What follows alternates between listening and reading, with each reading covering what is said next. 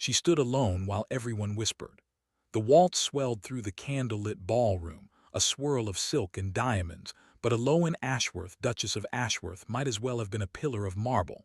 Her husband's hand rested on the waist of Lady Clarissa Beaumont, his head bent close to her golden hair, his smile a quiet, private thing that Aloan had never once been offered. It was her first public appearance as his duchess, and he had not spoken to her since they arrived. Not a single glance. The whispers crawled up her spine. She heard every syllable, married for the debt, poor creature, and he still loves Clarissa, and she's nothing but a baron's daughter with a ruined name. Aloan's fingers tightened on her champagne glass, her face carefully blank. She had been waiting for love that would never come, and tonight she finally stopped. The marriage had been forged in duty and resentment 6 months earlier.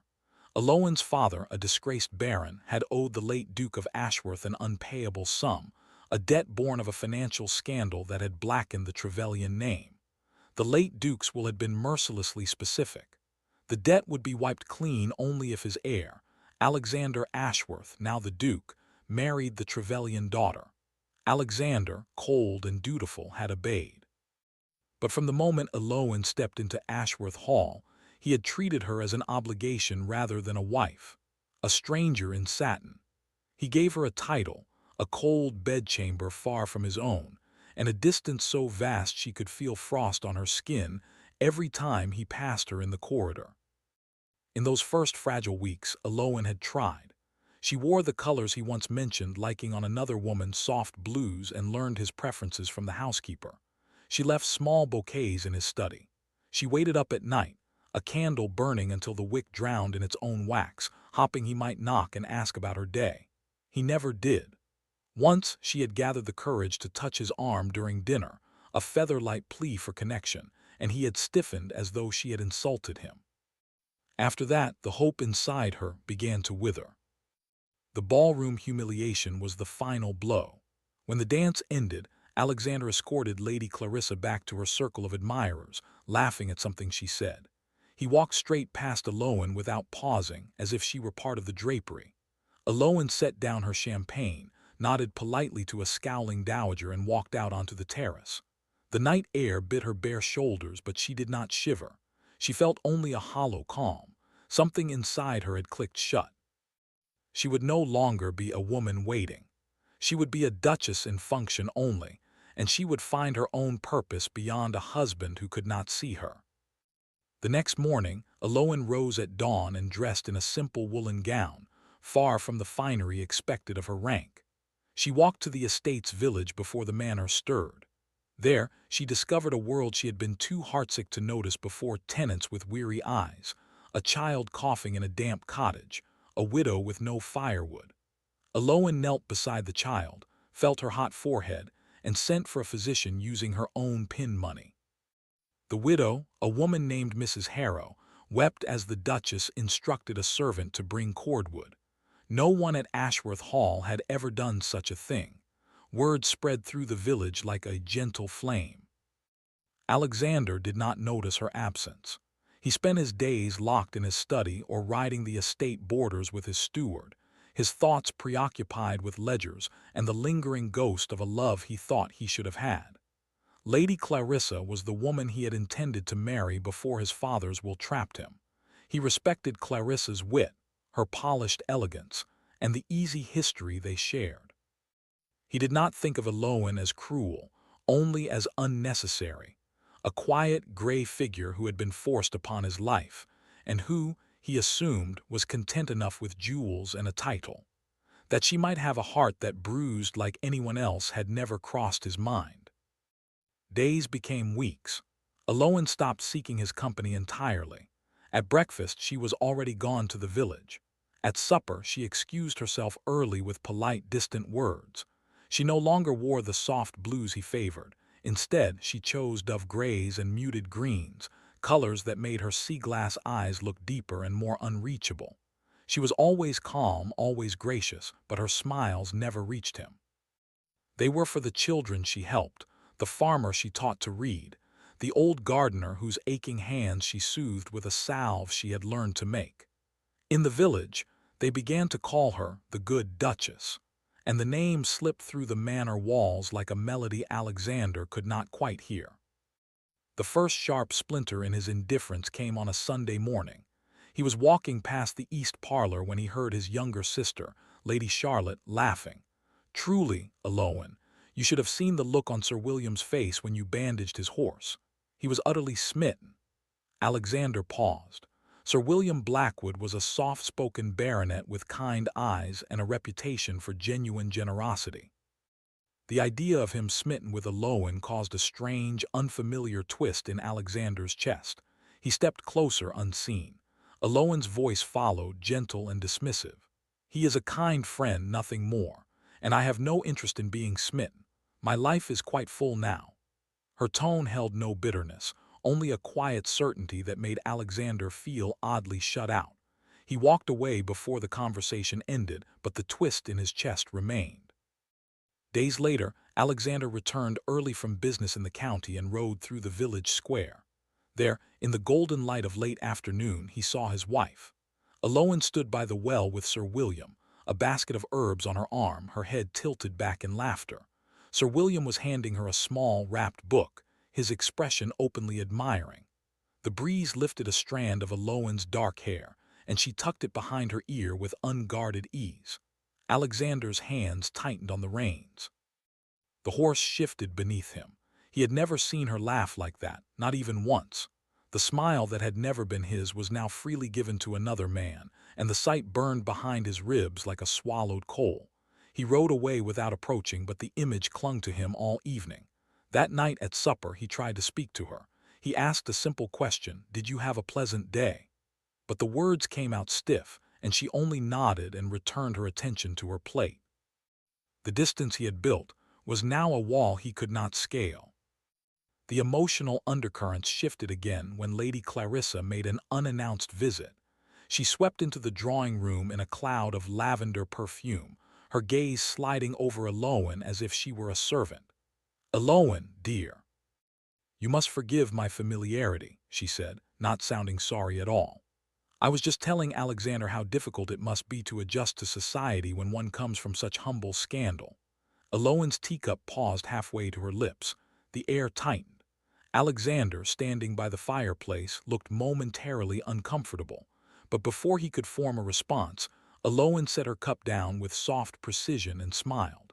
"Scandal is indeed a heavy burden, Lady Clarissa. I find helping those who cannot help themselves lightens it. Perhaps you might try it sometime." Her voice was silk wrapped around steel. Charlotte stifled a laugh behind her book. Clarissa's cheeks flushed. Alexander stared at his wife as if seeing a stranger. He realized then that she had changed. The timid woman who once touched his arm with trembling hope was gone. In her place was a woman who did not need him at all. The discovery of the truth came on a rain-lashed night when Alowan fell ill. She had spent 3 days nursing a feverish family in a leaky tenant cottage, ignoring her own fatigue, and returned to the manor drenched and shivering. By midnight, she was burning with a high fever, her breath shallow, her skin paper-white.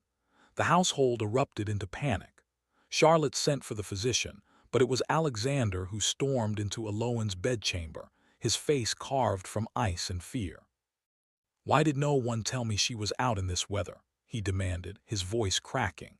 He sat by her bed, clutching her hand, a gesture he had denied her for months. The irony was a cruel blade. He watched her lips move in delirium, murmuring fragments. "The locket, the boy in the river, I never told him." Alexander went still. He remembered a silver locket he had once glimpsed among her things, but he had never asked about it.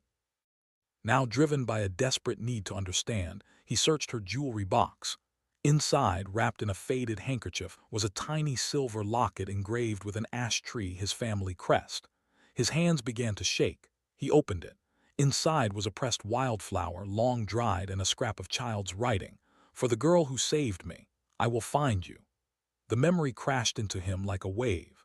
He had been 7 years old, playing near a stream on the border of his father's lands when he fell in. The water closed over his head, and then small hands grabbed him, hauling him to the bank. A girl with dark hair and sea-glass eyes had knelt over him, shivering. He had given her the locket from his own pocket, a trinket his mother had given him and promised he would marry her someday. He had never found her, and eventually the memory faded into a half-forgotten dream. But here was the proof. Elowen was that girl. The girl he had searched for as a boy. The girl he had unknowingly vowed to love, and he had treated her as an invisible burden. He returned to her bedside, the locket clutched in his palm, tears slipping down a face that had not wept since childhood. He gathered her limp hand and pressed it to his lips. "You saved my life," he whispered, his voice broken. "And I made yours a desert. I loved you too late." He stayed there all night, refusing food, refusing rest, watching her breathe as though his own life depended on it. When Elowen's fever broke at dawn, she opened her eyes to find Alexander asleep in a chair beside her, his cravat loosened, his face haggard. The locket rested on the bedside table. She understood immediately. For a long while she simply looked at him, tears slipping into her hair. When he woke, their eyes met and the silence was heavy with everything unsaid. "You knew," he said, his voice raw. "All this time you knew who I was." She nodded once, her voice a thin thread. "You did not remember me. And I did not want your obligation. I only ever wanted your heart, but I could not beg for it." He slid from the chair to his knees, something a duke never did, and held both her hands. "I am begging now," he said. "I have been a fool of stone, Elowen. I was blind, I was cold, I let pride and resentment poison every chance, but I see you now. I see the woman who saves everyone and asks for nothing. I see my wife." His voice splintered. "Please, give me the chance to earn a place in the life you have built without me." Healing was not instant. Elowen, guarded after months of pain, did not fall into his arms. She accepted his care with quiet grace but kept a small, careful distance. "Trust is not rebuilt in a night, Alexander," she told him gently. "But I will not shut you out." He accepted that as a gift. Over the following weeks, Alexander Ashworth transformed. He publicly corrected a society matron who slighted Elowen's family at a dinner party, his tone icy and final. He invited Sir William to the manor and, with genuine difficulty, thanked him for being a friend to his wife when he himself had failed. He began accompanying Elowen to the village, carrying baskets, reading to the children, letting his stiff ducal dignity soften under her influence. And every night he left a small handwritten note under her door, not grand declarations, but simple truths. "Today I saw you laugh at the market. I want to be the reason for that laugh someday. And the locket you kept all these years is the dearest thing I own, because it proves your heart was always true." Slowly, Elowen's careful walls began to dissolve. One evening she found him in the garden, looking up at the stars, and she slipped her hand into his. He turned, surprised, and saw the warmth in her eyes that he had once only dreamed of. "You are becoming the man I always hoped you could be," she whispered. He pulled her gently into his arms, burying his face in her hair, and for the first time in their marriage, she felt truly seen. The final healing moment came on a soft summer night a year later. They stood on the same terrace where she had once felt invisible, now hand in hand, watching fireflies rise over the gardens. Inside, Charlotte was playing the piano, and the village children had been invited for a small celebration. Elowen carried a new secret, the slight swell beneath her gown that she had told Alexander only that morning. He had wept again, this time with joy, and knelt to kiss her still flat belly with a reverence that made her heart overflow. "I loved you too late," he murmured against her hand, "but I will love you forever, and I will never let you feel invisible again." Elowen lifted his face, her eyes bright. "You are not late, Alexander. You are exactly when you were meant to come home." He rose and kissed her with a tenderness that spoke of promises kept and a future finally shared. The Duchess, who had stopped waiting, had found not only her own strength, but the love she had always deserved.